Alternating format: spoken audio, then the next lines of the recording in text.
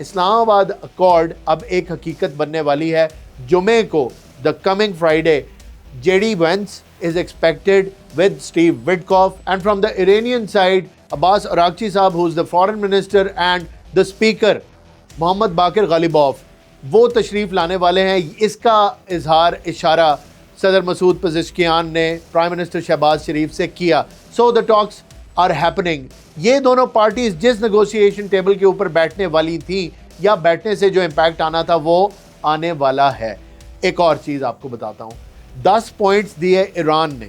ईरानी 10 points में से major बातें क्या थी, बड़ी अहम बात आपसे शेयर करने लगा हूं। ईरान ने कहा कि जो भी शिप आबनाए हुर्मुज़ से यानी स्ट्रेट ऑफ हुर्मुज़ से गुजरेगा वो $2 मिलियन देगा, और ये टेरिटरी ईरानी टेरिटरी इंटरनेशनल वाटर्स नहीं है, and this territory is owned by Iran and Oman, and Iran will share $1 million per ship with Oman and $1 million it will keep for the reconstruction of Iran. एक बात। दूसरी बात, उन्होंने कहा हमें losses की कंपनसेशन यूएस देगा। फिर उन्होंने कहा कि बैलिस्टिक मिसाइल प्रोग्राम पे कोई बात नहीं होगी। यही बातें मैं आपसे हर रोज़ करता रहा हूँ कि ईरान ये डिमांड करेगा, और ईरान ने यही डिमांड किया। फिर ईरान ने डिमांड की कि परमानेंट पीस होगा। ये वो मोटी मोटी उन 10 पॉइंट्स में से मोटी मोटी चीज़ें जो मैं आपको बता रहा हूँ।